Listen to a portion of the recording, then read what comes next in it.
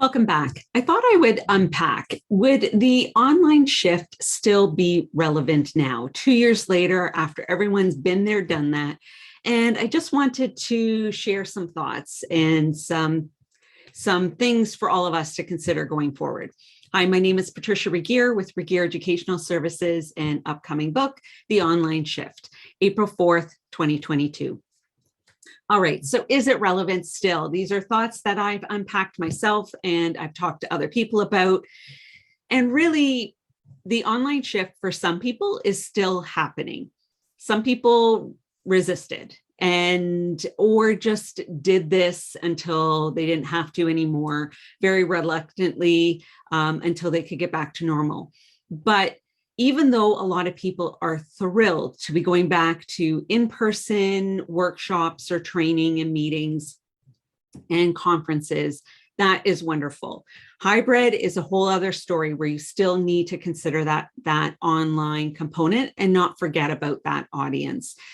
You want to create engaging experiences for if you have a blended group, a mixed audience, that they all can still become participants. So that's first and foremost. If you go the hybrid method, that is definitely more complex and needs a little bit more intentional thought for that learning experience, journey, and design as well.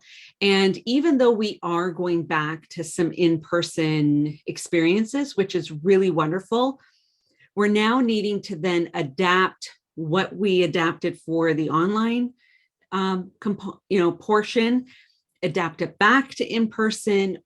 But I would recommend that you keep both plans. So if you have a workshop or training and you've adapted it for online with different activities and engagement tools, keep that intact, and then maybe have a secondary for the in-person. So if there's an activity that requires annotation online, you might need the flip chart paper and flip chart markers in person. And when you go back to in person, you're going to need more time potentially, again, for people to walk to their breakout rooms or get mixed up, change tables and walk over, or for you to walk around from table to table if you weren't doing that online, jumping from room to room to touch base. So keep that in mind, that there's going to be a transition. People might also be tired quickly if they haven't had a lot of in-person interactions for a long time. There's going to be some adjustments, even for you standing. So, what shoes you wear, and just be gentle on yourself, that's another shift that you might be having. But whether it's weather related or a good backup plan, things happen with venues. To be able to always have that alternate option, a backup option, if something fell through with not being able to meet in person, that you have a link ready, a list of connecting with everyone very quickly, and setting the expectation up front that you would have a backup option, that it wouldn't be canceled if something happened, that you would just, switch over to jumping online. So that's really great.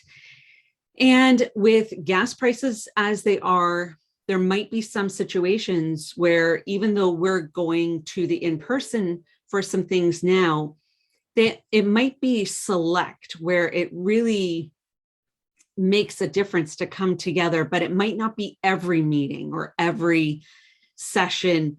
And you might have a mix, which is great, that you don't have to travel. You don't have to, bring the projector screen and projector and all of that if you used to have to do that.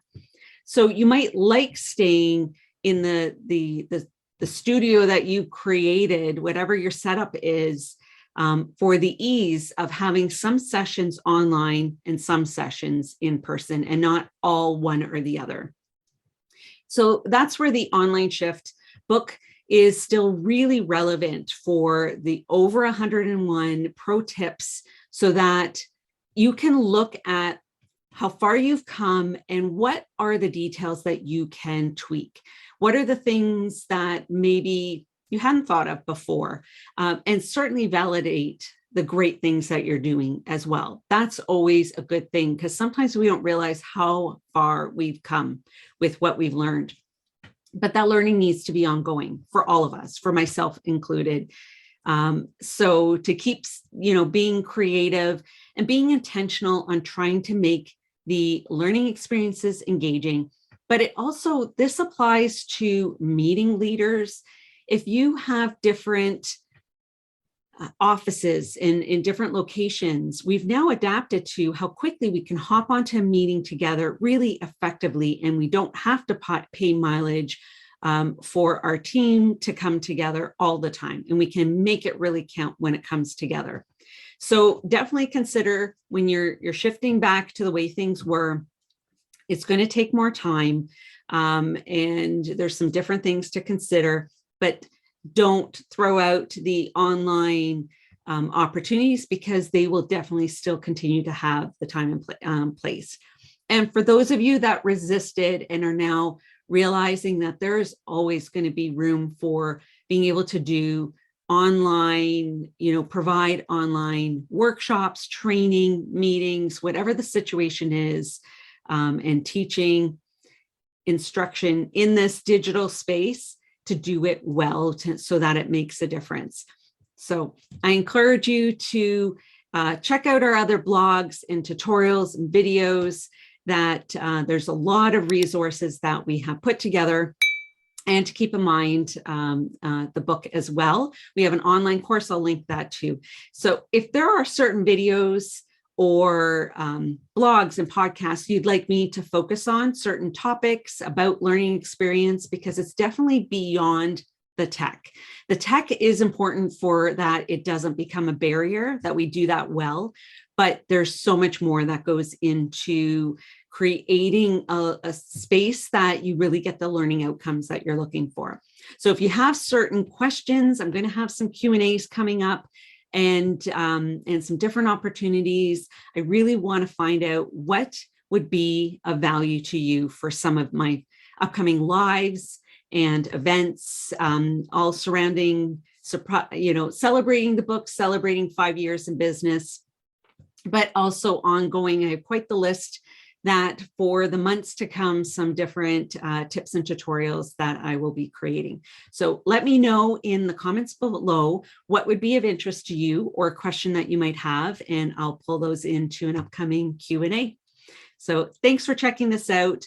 I really hope for you that you're able to intentionally create engaging learning experiences so that you turn an audience into participants, and that you also thrive in that context and feel connected with people that you're either training or leading as well. And we always have room to learn from each other in the room, always building on what people already know. So I hope that also provides you some light bulb learning moments. Thanks for checking this out. My name is Patricia Regier.